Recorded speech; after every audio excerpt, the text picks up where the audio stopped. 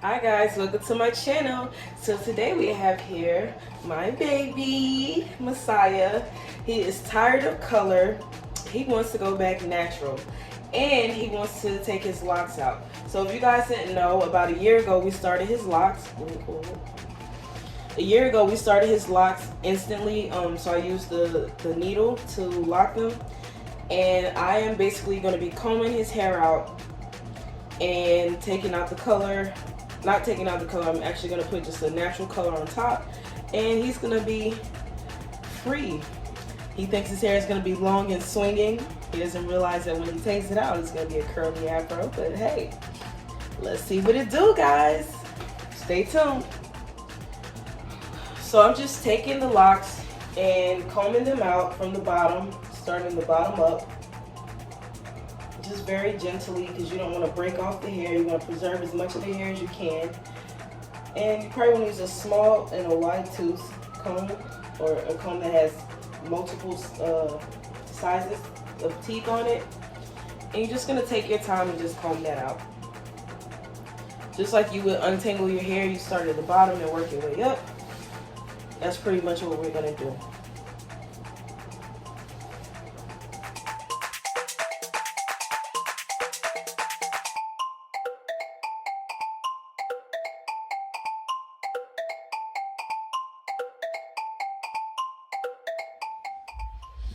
Okay guys, so this is how the hair looks after we have completely combed one of them out. So as you can see, this is the new growth that has not been color treated, and this is the hair that has been lightened and colored several times. Yeah, so this is his length, stretched out without heat. So he's about here, and like I said, he started these about a year ago, so we're just going to continue the process of combing him out and turning him into Mr. Rico Suave. Alright guys, this is how his hair looks after taking out his locks. His hair has been locked for a year, and I used the tool to lock it. I didn't interlock it, but I just used the needle, the crochet needle, and just locked his hair. And it took me a couple days to comb it out because I didn't go I didn't go like right through. I just kind of stop, go, did a little bit at a time. As you guys can see, he's not missing any hair. It's nice and full, nice and thick from the roots to the end. So yeah, I am going to go in with the sugar free from Cynthia Lumsey, the main candy, the chelating shampoo, and then I'm gonna go in with the moisture replenishing shampoo from Tutti Frutti. So this one is the chelating shampoo is gonna make sure it removes any minerals. It's gonna remove any buildup, because before you do a color, you just want to make sure that you're using correct shampoos, and make sure you're removing all that buildup, because we want this to be a fresh, clean slate, because he wants to go back black. And we don't want to have any patchy spots where the color doesn't take, and then you see green hair and it's supposed to be brown or anything like that. So yeah, I love this shampoo, guys. It literally is getting the hair squeaky clean. He had a lot of wax build up from having his locks done for so long. Yes, squeaky. It's squeaky, like it's squeaking. It suds up very nicely. Alright guys, so we are going to color his hair now. Because his hair is both green and purple, we are going to use black pearl, which has a blue undertone in it, and this bronze color. I'm using the bronze because it has like a reddish orange in it. And if you know anything about the color wheel, you know that orange and red are going to cancel these colors out. So when I say cancel, I don't mean it's going to erase them out, but it's just going to give us a balance, so that when I put the black on top of his hair, it's not just going to be like you won't still be able to see the green through it.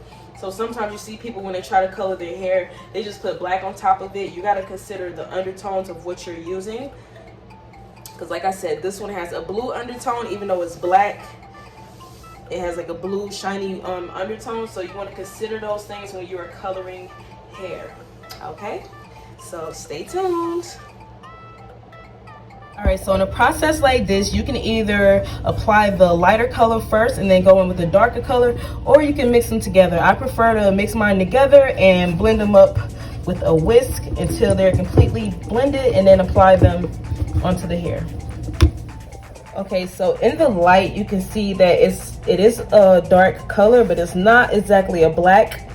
So the orange gives it a little flecks of like a brownish color, which is what we're going for, a brownish black, because I don't want to put his hair dark black and then it grows in, you can see a line of demarcation. So that's just something you may want to consider when you are coloring a natural hair color back to its natural color. All right, so since he has natural coily hair, I'm going to be hand painting this. And I don't mean like with a brush, I mean literally hand painting it. So one of my favorite techniques is to just pull and grab, pull and grab. I just take a bit of the paint in my hand like so, and I just apply it like as if I'm applying conditioner. And I just want to make sure you stretch out the curls and just massage it in. I'm massaging it in as I apply. And make sure the hair is fully saturated. This is going to be the quickest and most effective way, but you have to make sure that you're opening the hair up and that you're saturating all the curls. Otherwise, you'll have pieces that still have color. If you made it this far, first of all, thank you. You totally rock. Make sure you hit that thumbs up and follow your girl. Subscribe to my channel. Be a part of the Love Squad.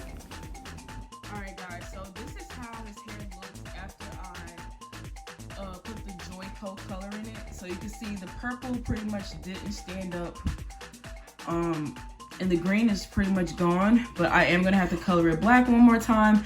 And let's be mindful that he did go swimming in chlorine, so that also might have affected the color as well. And it is acceptable to color hair more than one time, especially when you have vivid colors. So we are going to color it one more time. This time I might use Adore. One thing you want to do when you're coloring coily hair, you have to pull the hair and stretch it out in order to make sure that the curls are not blocking the color. Pull everything out. Don't be afraid to stretch it. Trust me, it'll be fine.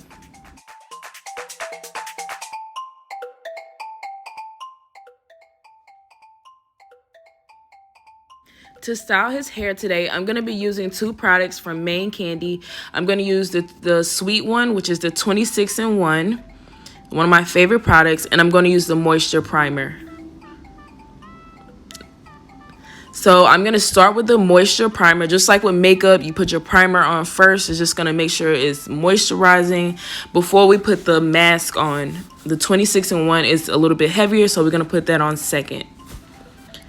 Anytime you use products like this, you want to make sure that you're combing it through and actually saturating the hair enough. If the hair isn't saturated enough, you're not going to get the results that you want.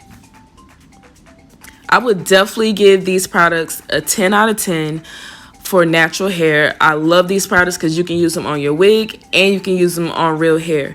As you can see, it made it so easy to comb his hair out. He's super tender-headed, but I didn't have any issues combing his hair out when I used the products.